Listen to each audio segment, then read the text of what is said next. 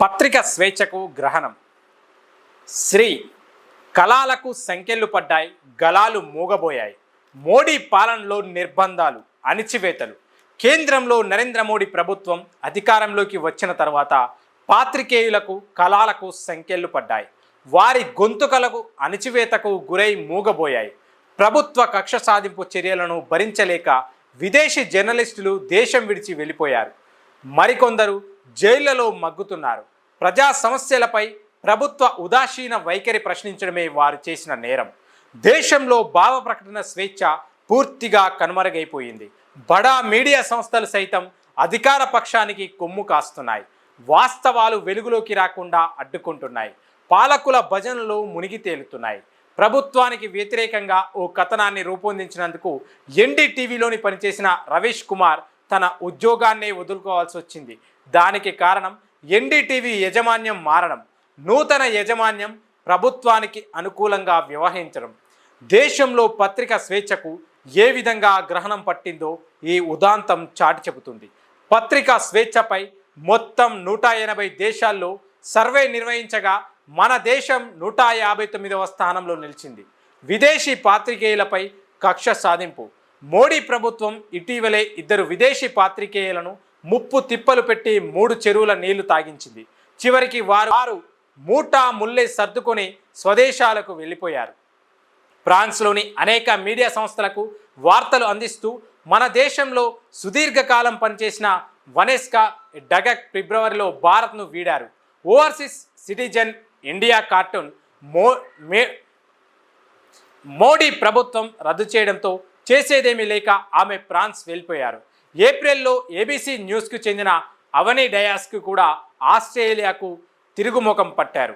గీత దాటారంటూ ఆమెపై నిందలు వేసి వీసాను పొడిగించేందుకు నిరాకరించారు. ఎన్నికల వార్తా కవరేజ్ కోసం భారత్ వెళ్లాల్సిన తన కరస్పాండెంట్కు మోడీ ప్రభుత్వం వీసా ఇవ్వలేదని అల్ జజీరా టీవీ తెలిపింది. దేశంలోని పనిచేస్తున్న విదేశీ పాత్రికేయులు ఈ ఉదాంతాలపై 2 కథనాలు అందించారు. అవి అంతర్జాతీయ మీడియాలో ప్రముఖంగా కనిపించాయి. హిందుత్వ వెబ్సైట్లను మాత్రం విదేశీ పాత్రికేయులను సాగపంపడాన్ని సమర్థించాయి. వ్యతిరేకిస్తే జైలుకే. ఇక స్వదేశీ పాత్రికేయుల ఇబ్బందులు చెప్పచాలనివి కావు. వారి పరిస్థితి మరింత దారుణంగా తయారైంది. ప్రస్తుతం 8 మంది జర్నలిస్టులు జైల్లో ఉన్నారు. కాశ్మీర్కు చెందిన పాత్రికేయుడు ఆసిఫ్ సుల్తాన్ 2018 నుండి జైలు జీవితం గడుపుతున్నారు.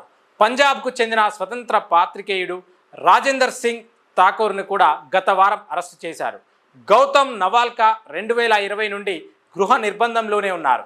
కాశ్మీర్కు చెందిన సజద్ గాల్, జార్ఖండ్ రిపోర్టర్ రవేష్ కుమార్ సింగ్ 2022 నుండి కాశ్మీర్ పాత్రికేయులు ఇర్ఫాన్ మజీద్ హైదరీలపై 2023 నుండి జైల్లోనే మగ్గుతున్నారు. న్యూస్ క్లిక్ పోర్టల్ వ్యవస్థాపకుడు కబీర్ పుర్కాయాస్తా గత సంవత్సరం నుండి జైల్లోనే ఉన్నారు. న్యూస్ క్లిక్ ఉద్యోగుల కార్యాలయాలు, పని ప్రదేశాలపై కూడా దాడులు జరిగాయి. ప్రజల పక్షాన నిలిచి నిజాలను నిర్భయంగా చెప్పే కలం వీరులకు వెన్నుపోటు పొడవడానికి పాలకపక్షం ఎప్పుడూ సిద్ధంగానే ఉంటుంది. ఈ ఉదాంతాలు రుజువు చేస్తున్నాయి. నిఘా నీడలు, పైగా అరెస్టు చేసిన పాత్రికేయులపై మోపిన సెక్షన్లు భయాందోళనకు కలిగిస్తున్నాయి.